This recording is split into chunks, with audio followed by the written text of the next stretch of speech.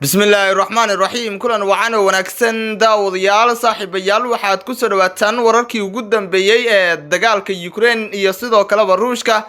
qodobada ugu waaweyn ee aan daawadayaal saaxiibayaal ku soo qaadan doonana barnaamijkan idinku soo maqana waxaa ka mid noqonaya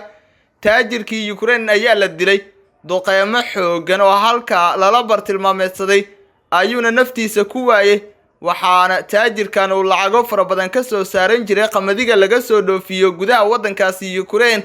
waxa uu ahaa mid kamid ah xuduudda uu ku tashanayay madaxweynaha dalkaasi Ukraine Volodymyr Zelensky xaalka Ukraine ayaa mid allo saala Ruushka waxa uu halkaasi ku dhufanaya dhowr gantaal waxaana lagu weenayaa gantaalada ciidamada Ruushka ee ku garaacayaan magaalooyinka dalka Ukraine dad qiimo leh oo waliba waxtar u leh wadankaasi Ukraine taajirkan la dilay isla markaana ku dhintay gantaalo ay ciidamada Ruushka ku garaaceen magaalada Mykolaiv la yiraahdo oo ku taala koonfurta dalka Ukraine ayaa daawadayaal barnaamijkeena idinku soo gudbi doona taariikhdiisa ayaan soo qaadan doona xilliga uu dhintay iyo sidoo kaleba khasaarooyinka kale ee ka dhashay gantaaladan ay ciidamada wadanka Ruushka ku garaaceen magaaladaas ayaa barnaamijkeena saaxiibayaal daawadayaal ku soo qaadan doona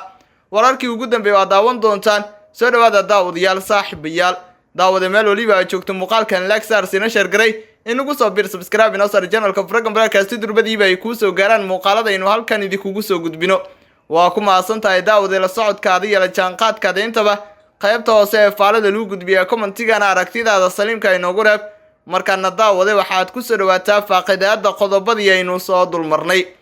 dagaalada Ukraine iyo sidoo kale Ruushka ayaa si xoogeysanaya maalinba maalinta ka sii dambaysa ciidamada wadanka Ruushkana waxay gantaalo ku garaacayaan magaalooyinka waaweyn ee ku yaala gudaha wadankaasi Ukraine saacadii la soo dhaafay ciidamada dalka Ruushka ayaa duqeeyay magaalada Mykolaiv la yiraahdo oo ku taala koonfurta wadanka Ukraine khasaarooyin xoogan ayaa ka dhashay gantaaladan ay halkaasi ku garaaceen ciidamada Moscow saraakiil ayaa ku dhintay sidoo kalena dad waxtar iyo qiimoba u lahaa wadanka Ukraine ayaa ku waayay naftooda waxaa la soo warinayaa warbaahinada caalamka ee aad u qorayaan in duqeymaha ay ciidamada dalka Ruushka la bartilmaameedsadeen magaalada Mykolaiv lagu dilay taajirkii ugu sareeyay dhanka qamadiga isla markaana halkaasi ka helaya lacago malaayiin dollar ah ninkan ayaa waxa uu kamid ahaa taajiriinta reer Ukraine kuwaas oo lacag ahaan ka taajiray qamadiga laga soo dhoofiyo wadankaasi Ukraine loo dhoofiyo caalamka intiisa kale ugu dambeyn naftiisa ayuu ku waayay dagaalka u dhaxeeya labadan wadan ee Ukraine iyo sidoo kale Ruushka kaas oo muddo ku dhow 6 bilood ka soconaya halka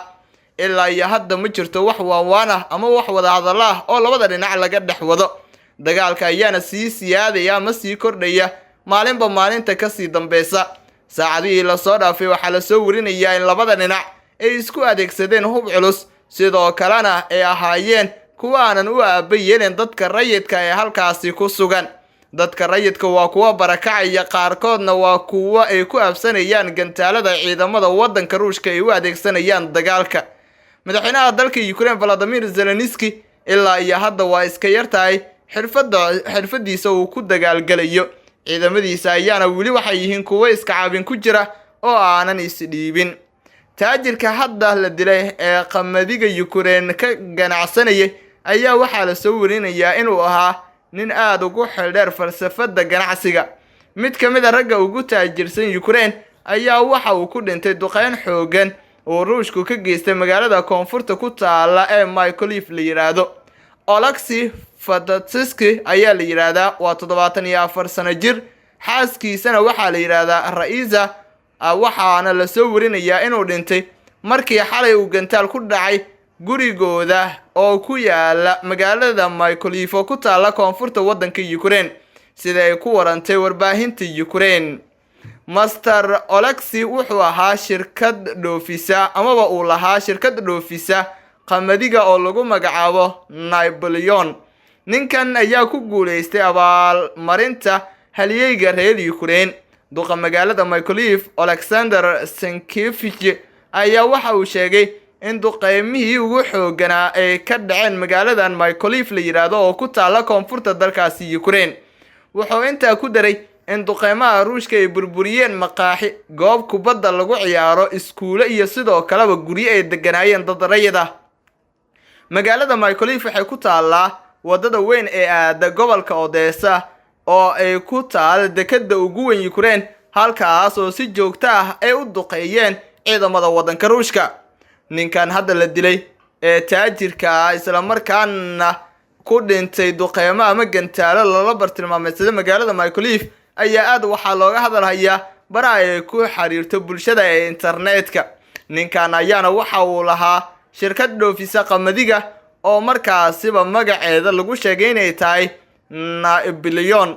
Master Oleksiy waxa uu ahaa nin aad u yaqaan ka ganacsiga markaasiba qamadiga. ugu dambeysay waxa la warinayaa in naftiisa uu ku waayay dagaaladan culus ee ka holcaya qayb ka tirsan wadanka Ukraine. dagaalka ayaa waxa uu bilowday 24 Febraayo ilaa iyo haddana waa uu sii soconaya mana u muuqdo mid joogsanaya. wadamada reer galbeedka ilaa iyo hadda dadaaladooda waa ay ka gaabinayaan. Mareykanka ayaa ugu firfircoonaa wadamada taageeraya Ukraine balse isagana waxa uu muuqdaa mid ka sii cagajiidaya garab istaaga loo fidinayo reer Ukraine. madaxweynaha dalkaasi Ukraine Volodymyr Zelensky ayaa ku dhiban xaaladda waxa uu warinayaa inuu u baahan yahay kaalmo tii ugu cuslayd si uu halkaasi uga soo afjaro colaadda oo wadankiisa kaga soo saaro ciidamada Moscow u dagaalamaya. ra'iisul wasaaraha dalka Ingiriiska Boris Johnson ee xilka ka sii degaya ayaa sidoo kale kamid ah dadka sida weyn u taageeraya Ukraine.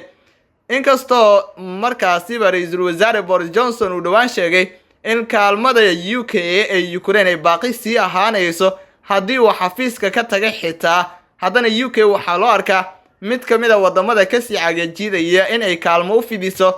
Ukraine si Ukraine ay ugu saalanaato inay iska difaacdo weerarka qaawani ee kaga yimid Ruushka. Kremlinka waxay qorsheynayaan qorshayaal culus waxaana la eegayaa qaabka dagaalkoodu u noqdo maalmaha iyo sidoo kale bilooyinka ama toddobaadyada inagu soo wajaan. Master Putin xirfadiisa dagaalgelinta ayuu sidoo kale ka sii fikiraya. saraakiishiisa ayuuna waxa uu ku amrayaa amaro culus kuwaas oo aanan ilaa iyo hadda loo soo dusin warfidiyeenada ama saxaafadda. wixii warar oo daawadayaal ku soo kordhayse barnaamijyadeena dambe ayaan idinku soo gudbi doonaa. halkaas ayaa kaga bogan doontaan muuqaalo ayaan halkan idinku soo gudbi doonaa saacadaha inagu soo wajaan oo ku gadaaman dagaalka iyo sidoo kaleba labada dhinac halka ay kala joogaan.